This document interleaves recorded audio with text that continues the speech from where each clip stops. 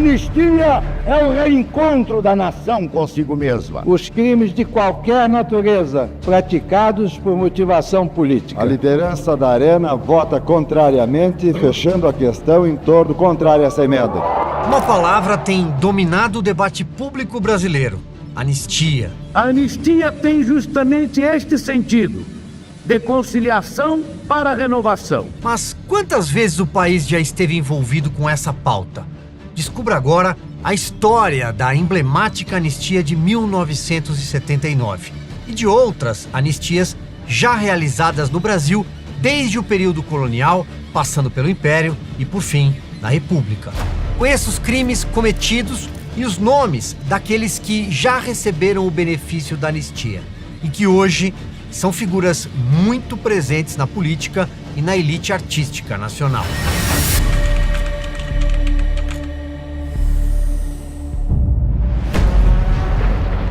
No dia 28 de agosto de 1979, João Batista Figueiredo, o último militar a governar o Brasil antes da redemocratização, abriu caminho para a mais ampla, geral e restrita anistia já concedida no país. O presidente Figueiredo assinou a Lei 6.683, que diz logo no seu primeiro artigo: é concedida a anistia a todos quantos, no período compreendido entre 2 de setembro de 1961 e 15 de agosto de 1979, cometeram crimes políticos ou conexo com estes, crimes eleitorais, aos que tiveram seus direitos políticos suspensos e aos servidores da administração direta e indireta de fundações vinculadas ao poder público, aos servidores dos poderes legislativo e judiciário, aos militares e aos dirigentes e representantes sindicais punidos com fundamento em atos institucionais e complementares. A anistia de 1979 pode ser considerada o início da abertura política e da pacificação nacional depois de um longo período de violência. O ambiente de caos era promovido pelos vários setores da ideologia da esquerda, os marxistas, trotskistas, terroristas e demais sufixos, além, é claro, dos excessos praticados pelos próprios militares.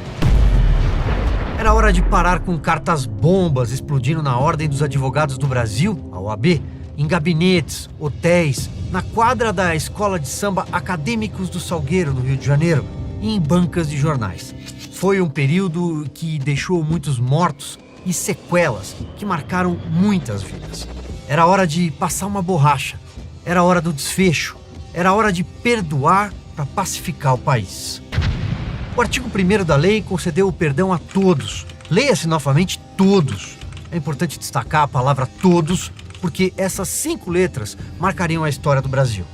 Todos, como diz textualmente o artigo, dos que cometeram crimes políticos ou conexos, crimes eleitorais, aos que tiveram direitos políticos suspensos, aos militares e aos dirigentes sindicais e por aí vai.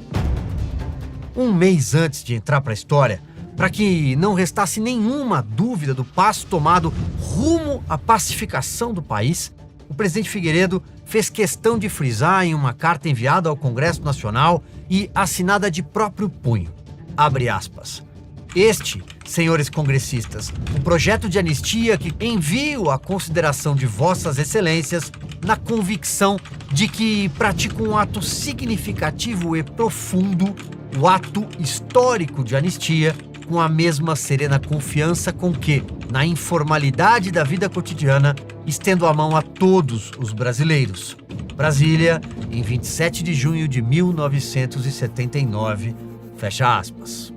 E foram todos mesmo, inclusive os que estavam exilados fora do país.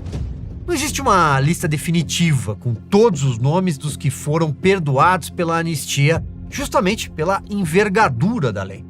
O documento mais próximo do número real, de janeiro de 2019, tem 915 páginas, é um banco de dados da Comissão Nacional de Anistia, uma comissão criada em 2002 sob o guarda-chuva do Ministério dos Direitos Humanos. A planilha foi elaborada a partir de 39.960 requerimentos deferidos, ou seja, já atendidos. Mas o número total de pedidos é muito maior, 80.000 357. Antes de trazer mais detalhes sobre a anistia de 1979, vamos entender a origem dessa prática e lembrar outros momentos de nossa história em que a anistia foi aplicada. Quando buscamos as origens históricas, é curioso observar que a mesma raiz grega que deu origem à palavra amnésia também é a origem da palavra anistia. Tanto amnistia quanto amnésia vem da raiz grega mnime, que significa memória. Amnistia, em sua origem, significava literalmente esquecimento. Só que, enquanto amnésia é uma falha de memória, muitas vezes involuntária e dolorosa, a anistia é uma escolha, um ato voluntário, decidida por razões maiores e justamente para evitar mais dor. Na Grécia Antiga, o conceito já existia como forma de restaurar a paz depois de guerras civis. O perdão, em nome da reconciliação, uma forma de saída para a pacificação social. O ato de perdoar delitos ficou conhecido como a anistia de Solon, do ano de 594 a.C., quando foi determinado o esquecimento de crimes para aplacar uma escalada de tensões entre camponeses endividados e aristocratas.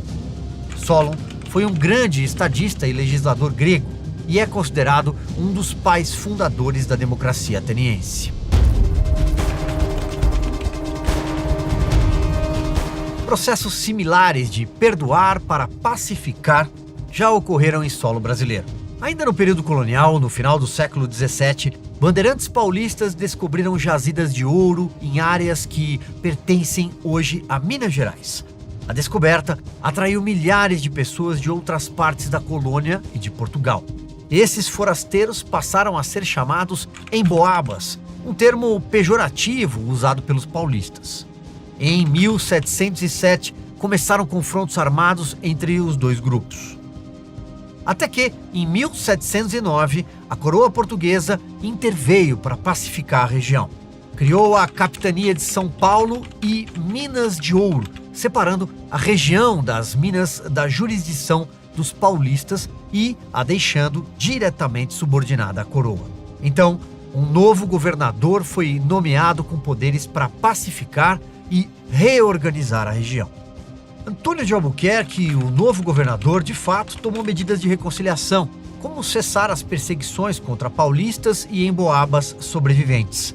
Ele permitiu que todos permanecessem na região, desde que submetidos à nova administração.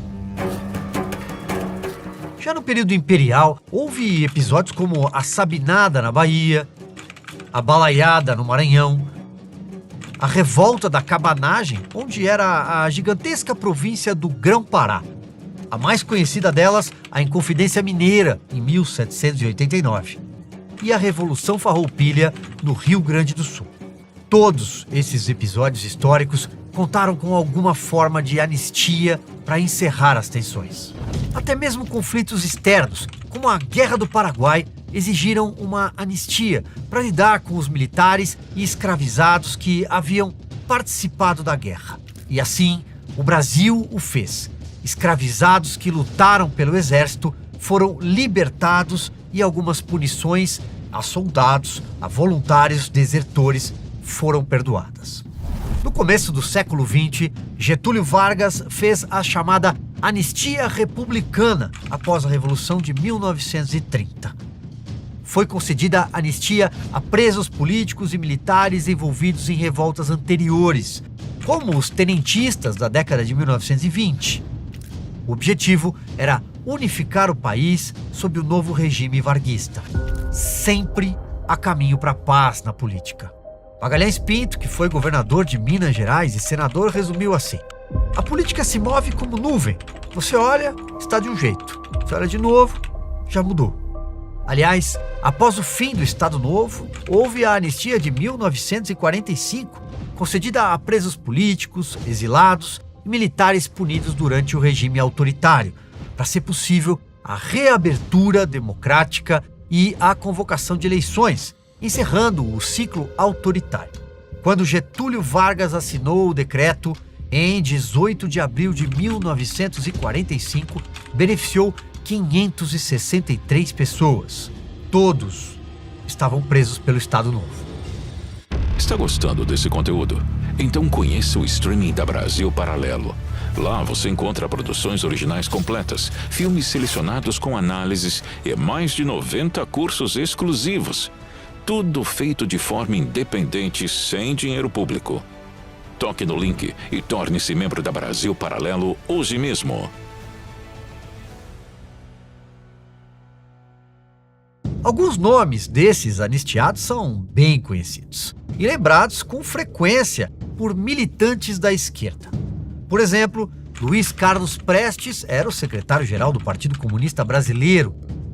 João Mangabeira, o escritor Jorge Amado, Aparício Torelli, o Barão de Tararé, e o guerrilheiro Carlos Marighella, líder da ALN, a Ação Libertadora Nacional. A trajetória de Marighella vai se misturar com a própria lei de 1979. A vida dele já foi tratada em livro, em filme e também num episódio do programa Face Oculta da Brasil Paralelo. Seu grupo armado foi responsável por mortes de militares, sequestros e assaltos por anos. Marighella era um criminoso profissional quando morreu em 1969, mesmo ano em que a ALN ajudou a sequestrar o embaixador dos Estados Unidos, Charles Burke Elbrick, que passou dias num cativeiro no bairro de Botafogo, no Rio de Janeiro. For the purpose of obtaining the release of the 15 prisoners that were sent to Mexico, while at the same time trying to embarrass the Brazilian government and the United States government. Foram 4 sequestros de diplomatas naqueles anos. Em troca, a ALN e os seus comparsas marxistas do MR8, o Movimento Revolucionário 8 de Outubro, pediam a libertação dos companheiros de esquerda da prisão. Para relembrar a cena, o jornal O Globo narrou assim, abre aspas, 12 homens dentro de carros ou a pé estavam distribuídos perto do Largo dos Leões, onde os bairros de Humaitá e Botafogo se encontram na zona sul do Rio de Janeiro. Em sua maioria eram jovens universitários. Eles esperavam o Cadillac Fleetwood preto que, todos os dias, levava o embaixador americano Charles Elbrick de sua residência na Rua São Clemente para a Embaixada dos Estados Unidos no centro. Eram 14 horas e 50 minutos quando o veículo despontou na Rua Marx e teve início um dos episódios de maior repercussão da ditadura militar no Brasil. O sequestro do americano Charles Elbrick foi mesmo o caso mais famoso do período, depois até glamourizado no filme O Que É Isso, Companheiro, com a participação de muitos atores conhecidos da televisão brasileira. De fato, ele foi raptado numa quinta-feira, 4 de setembro. O grupo andava com metralhadoras leves, revólveres e explosivos. Eram criminosos. Participaram da ação nomes bem conhecidos hoje em dia. Fernando Gabeira, Franklin Martins, que foi ministro da República décadas depois, Cid Benjamin, que pilotou o Fusca Azul no dia do sequestro, e Paulo de Tarso Venceslau. Gabeira foi deputado, quase prefeito do Rio de Janeiro, e agora é comentarista político da Globo News. Foi ele quem arrumou o esconderijo onde o embaixador ficou preso por 3 dias em Botafogo, ferido por uma coronhada na cabeça. Até hoje, Gabeira não pode pisar nos Estados Unidos. Mas todos foram anistiados. O grupo guerrilheiro exigia que um manifesto redigido por Franklin Martins fosse lido em cadeia nacional de rádio e TV e publicado em jornais em plena tensão do regime militar. E, claro, queriam a soltura de 15 companheiros presos. Logo depois, esses companheiros foram colocados na aeronave militar matrícula Hércules 56 rumo ao México. Quando desembarcaram, o diplomata foi solto. O nome mais famoso da lista de presos é José Dirceu, que depois seria um dos fundadores do Partido dos Trabalhadores, do qual foi presidente até a eleição de Luiz Inácio Lula da Silva. Mas também estavam a bordo o ex-deputado do PT, Ricardo Zaratini, o jornalista Flávio Tavares, Vladimir Palmeira e Luiz Travassos, os 2 últimos organizadores da Passeata dos 100 Mil, em junho de 1968, no Rio de Janeiro, contra a censura e o cerceamento de liberdades no Brasil. Sim, essas já foram pautas da esquerda. Assim como os crimes se apagaram com a decolagem do Hércules 56, foram esquecidos também os crimes à bala dos guerrilheiros do Araguaia. Na virada da década de 1970, o Partido Comunista do Brasil decidiu mandar jovens para o meio do mato, no antigo sul do Pará, onde hoje é o estado do Tocantins. A ideia era lançar focos de atrito entre camponeses, uma estratégia comunista chinesa de montar um exército popular voluntário. Deu errado. 3 operações militares acabaram com a intenção dos rebeldes Papagaio, Marajoara e Limpeza. Surgiu ali a figura do Major Curió, como era conhecido Sebastião Rodrigues de Moura. Dezenas de militares foram condenados. O militante de esquerda mais conhecido do Araguaia foi José Genuíno, depois presidente do PT e deputado federal. José Dirceu, Fernando Gabeira, José Genuíno, Franklin Martins, Cid Benjamin e todos os outros, mais uma vez, todos mesmo, foram perdoados pela lei da anistia ampla, geral e restrita, assinada pelo presidente Figueiredo. Todos eles puderam voltar ao Brasil depois do exílio, anistiados. Dona Dulce foi banida do país em 1970 e enviada para a Argélia juntamente com outros 39 presos políticos. Durante o banimento, ela viveu com o marido em vários países europeus e nos últimos anos morava em Guiné-Bissau. No dia 31 de agosto de 1979, o Jornal Nacional exibiu ao vivo a chegada dos primeiros exilados ao país. A primeira da fila foi Dulce Maria. Ela era produtora cultural de obras de Chico Buarque e Zé Celso Martinez do Teatro Oficina. A primeira repatriada pela anistia, atuou na guerrilha armada pesada. Aprendeu a atirar com uma metralhadora leve com Carlos Lamarca. Era da VPR, Vanguarda Popular Revolucionária, o grupo de Dilma Havana Rousseff, que na época era mais conhecida por ajudar no roubo de $2 milhões que estavam no cofre do governador de São Paulo, Adhemar de Barros, crime que já foi tema de um episódio do programa Investigação Paralela, disponível na plataforma de assinantes da BP. Quando os papéis do Wikileaks surgiram, o Brasil teve acesso ao que a diplomacia americana sabia sobre Dilma. Ela organizou 3 assaltos a bancos e foi anistiada. E, anos depois, virou presidente do Brasil. Zamaia é a primeira pessoa banida do país que retorna após a aprovação do projeto da anistia. Vitório Sorotil voltou com a mulher que é chilena depois de 8 anos fora do Brasil. Junto com o time do Flamengo vieram 2 exilados beneficiados pela anistia. Em São Paulo existem 12 presos políticos. 7 foram beneficiados com a lei de anistia que está publicada hoje no Diário Oficial. Cada auditoria militar para a soltura dos presos políticos. Jornal Nacional, São Paulo. A cobertura da TV Globo se estendeu nos dias seguintes. Em 1º de setembro de 1979, quando o grupo de repatriados se misturou à delegação do Flamengo, que acabara de conquistar o Campeonato Carioca de Futebol, o repórter Paulo Alceu entrevistou Fernando Gabeira. Depois de 9 anos no exílio, e agora? Eu não entendi a pergunta. Depois de 9 anos no exílio, o que tu pretendes fazer voltando para o Brasil? Eu não tenho a mínima ideia, quer dizer, eu pretendo ver os amigos, pretendo trabalhar e pretendo contribuir de alguma forma com a luta política de volta no Brasil. Depois, no feriado de 7 de setembro, Leonel Brizola discursou ao chegar à Foz do Iguaçu, no Paraná, ao lado da esposa Neuza, abre aspas, coração cheio de saudades, mas limpo de ódios, fecha aspas. Permitam-me que vos afirme que para este reencontro venho deste nosso longo exílio, com minha mulher e companheira de todas as horas, e aqui chegamos, com o coração cheio de saudades, mas limpo de ódios. No dia 15 de setembro, retornaram políticos importantes na época. Miguel Arraes, Darcy Ribeiro e Márcio Moreira Alves, autor do histórico discurso para salvar o seu mandato na Câmara, que irritou militares e culminou no ato institucional número 5. No dia 16 de setembro de 1979, a Raiz recolocou o pé em sua terra natal ao chegar ao Aeroclube de Pernambuco, com cobertura do programa dominical de maior audiência no país naquela época, o Fantástico. A Rede Globo, acusada até hoje de ter apoiado a ditadura, também apoiou a anistia. Nesse dia, o sociólogo Herbert José de Souza, o Betinho, foi recebido pelo irmão, o cartunista em fio, no aeroporto de Congonhas, em São Paulo. A imagem do abraço dos dois rodou o país. É uma imagem lembrada como símbolo de que as coisas ficariam bem.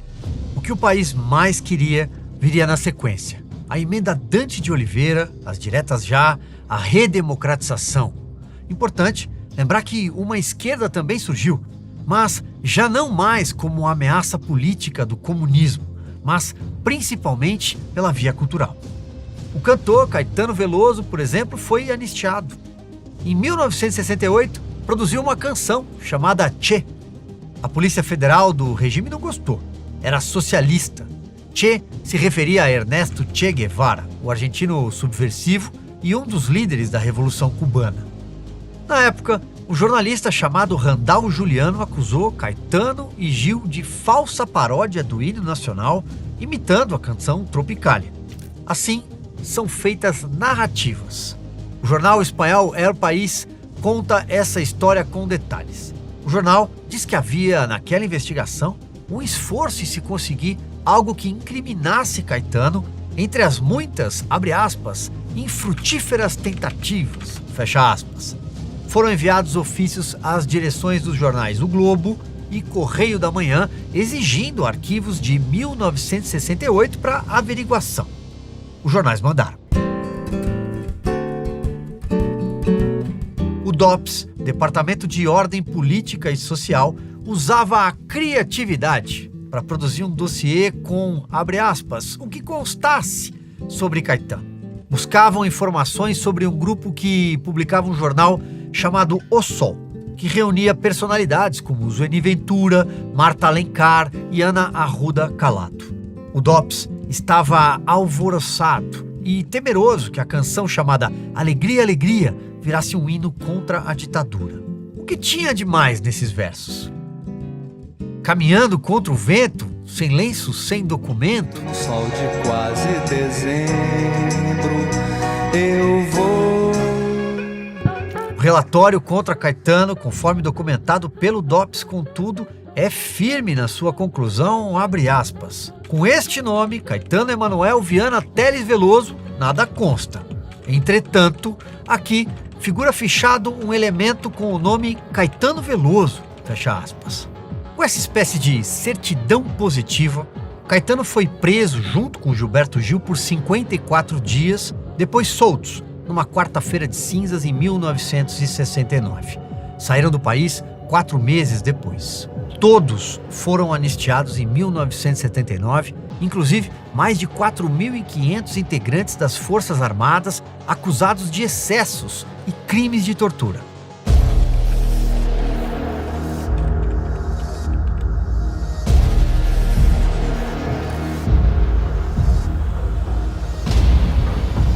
A cena política brasileira das décadas seguintes foi moldada pelos envolvidos na campanha da anistia de 1979.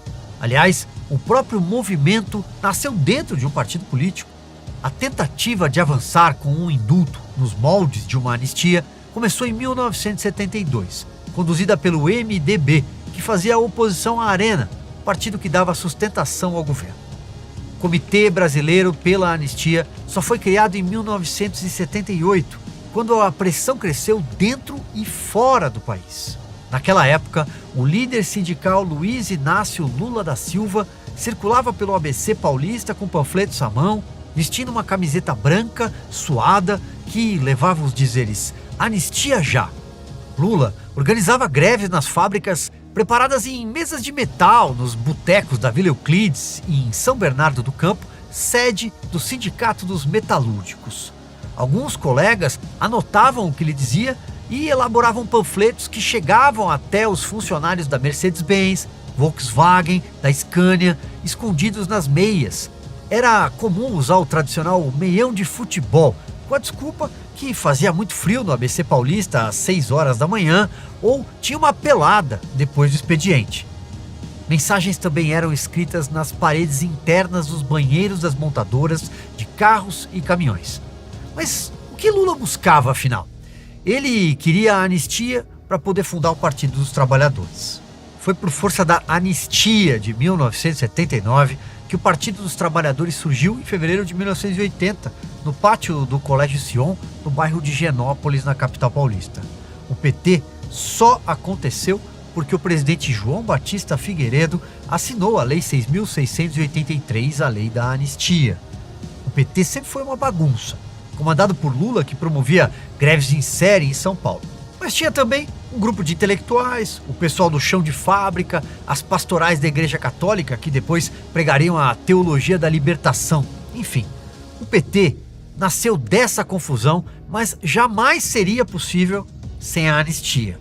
PSDB apareceu 8, quase 9 anos depois, por causa das brigas do antigo MDB e porque as duas grandes lideranças políticas na época, Tancredo Neves, Ulisses Guimarães, seguiram caminhos diferentes. Mas o fato é que todo mundo conseguiu espaço para defender o que queria, inclusive Leonel Brizola, porque foram anistiados. PT e PSDB foram protagonistas na política brasileira por 2 décadas, por causa da anistia de 1979. Foi um processo de amadurecimento do país. Compreender que, num regime democrático, é impossível extinguir forças opostas.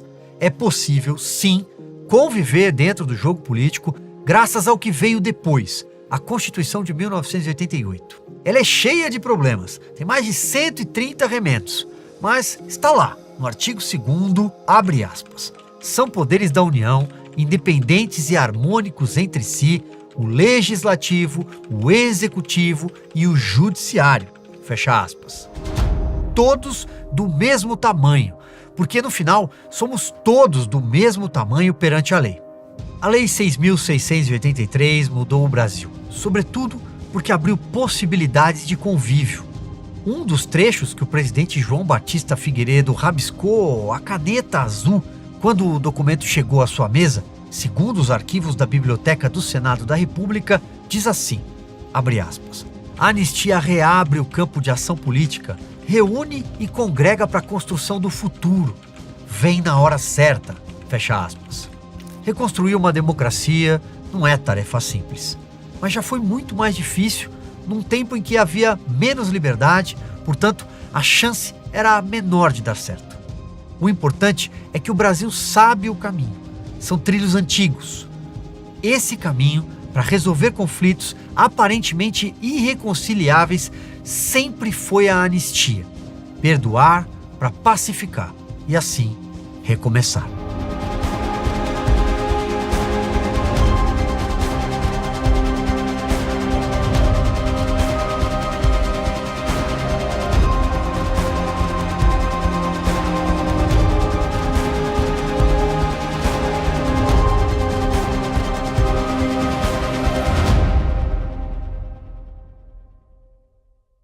Você sabia que a Brasil Paralelo não é apenas um canal no YouTube?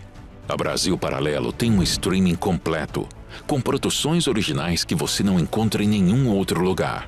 Um catálogo de filmes selecionados e mais de 90 cursos em diversas áreas do conhecimento humano. Nossas produções buscam a verdade histórica e levam esclarecimento a todos os brasileiros, unindo educação e entretenimento. Tudo é feito de forma independente, sem aceitar nenhum centavo de dinheiro público. Por isso, só conseguimos tirar nossas produções do papel graças ao apoio das pessoas que decidem assinar a BB e liberar acesso ao nosso streaming com conteúdo exclusivo. Cada assinatura nos permite chegar mais longe na transformação cultural do Brasil. Toque no link deste vídeo e junte-se a nós. Seja um membro da Brasil Paralelo hoje mesmo.